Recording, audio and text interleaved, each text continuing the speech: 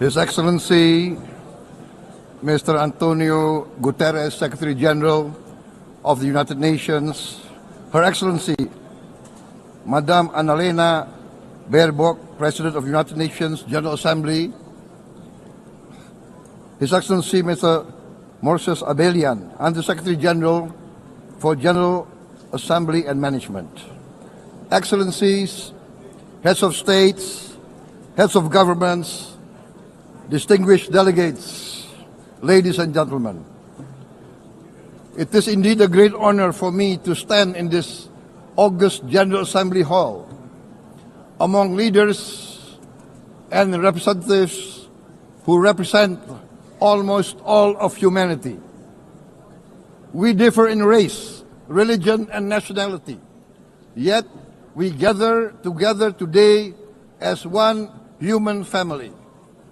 We are here first and foremost as fellow human beings, each created equal, endowed with unalienable rights to life, liberty, and the pursuit of happiness.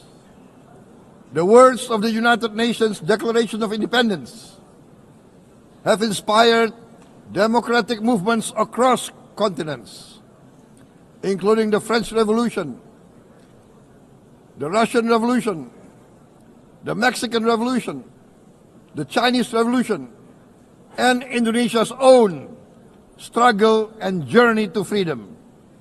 It also gave birth to the Universal Declaration of Human Rights, adopted by the United Nations in 1948.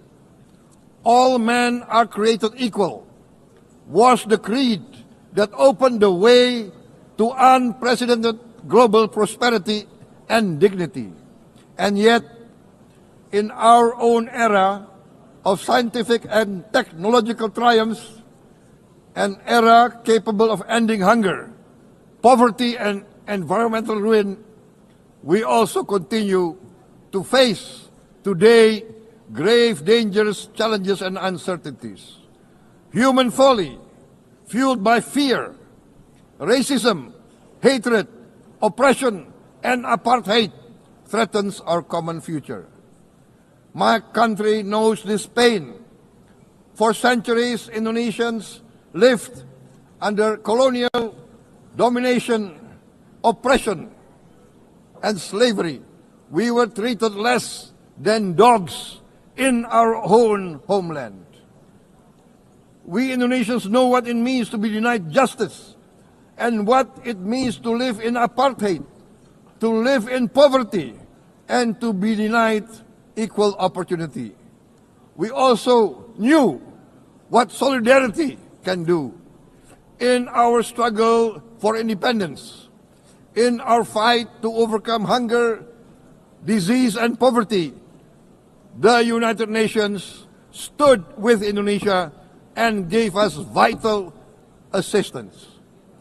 Decisions made here based on human solidarity by the Security Council and this Assembly gave Indonesia independence, international legitimacy, opened doors, and supported our early development through the efforts of the United Nations Children Fund, the United Nations Food and Agriculture Organization, the FAO, the World Health Organization, and many, many other United Nations institutions. And because of that, Indonesia today stands on the cusp of shared prosperity and greater equality and dignity. Madam President, Excellencies, our world today is driven by conflict, injustice, and deepening uncertainty.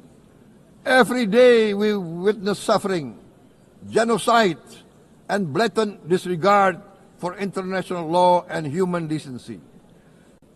In the face of these challenges, we must not give up. As the United Nations Secretary General said, we cannot give up. We cannot surrender our hopes or our ideals. We must justice and freedom for all. We remain committed to internationalism, to multilateralism, and to every effort that strengthens this great institution. Today, Indonesia is nearer than ever before to meeting the sustainable development goals of ending extreme poverty and hunger. Because years ago, this very chamber chose to listen and uphold social and economic justice. We will never forget. And today, we must never be silent while Palestinians are denied that same justice and legitimacy in this very hall. Excellencies, Thucydides warned, the strong do what they can, the weak suffer what they must. We must reject this doctrine. The United Nations exist to reject this doctrine. We must stand for all, the strong and the weak. Might cannot be right. Right must be right. Indonesia today is one of the largest contributors to United Peacekeeping Forces. We believe in the United Nations. We will continue to serve where peace needs guardians, not with just words, but with boots on the ground.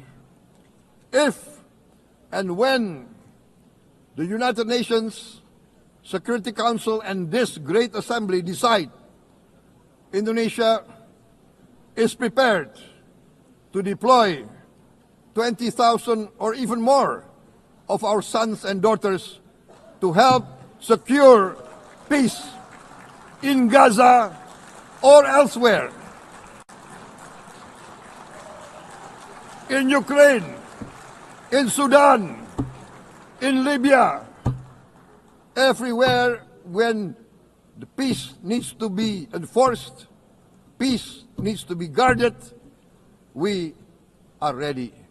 We will take our share of the burden, not only with our sons and daughters, we are also willing to contribute financially to support the great mission to achieve peace by the United Nations.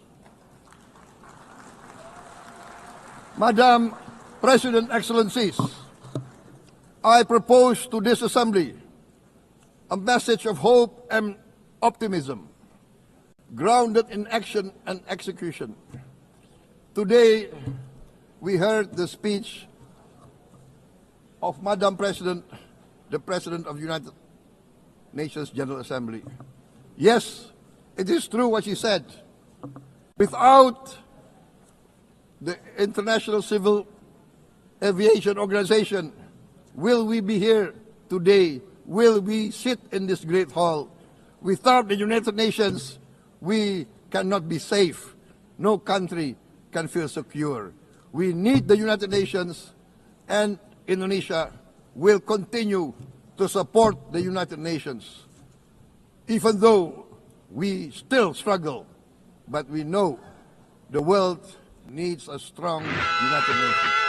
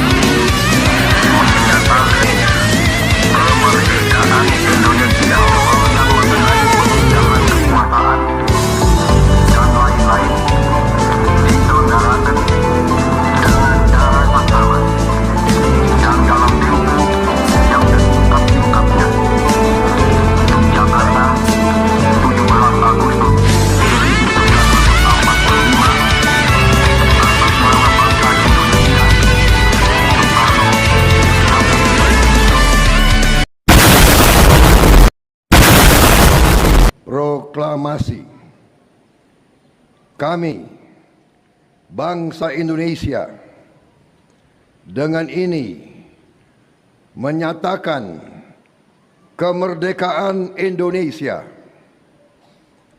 Hal-hal yang mengenai pemindahan kekuasaan dan lain-lain diselenggarakan dengan cara seksama dan dalam tempo yang sesingkat-singkatnya.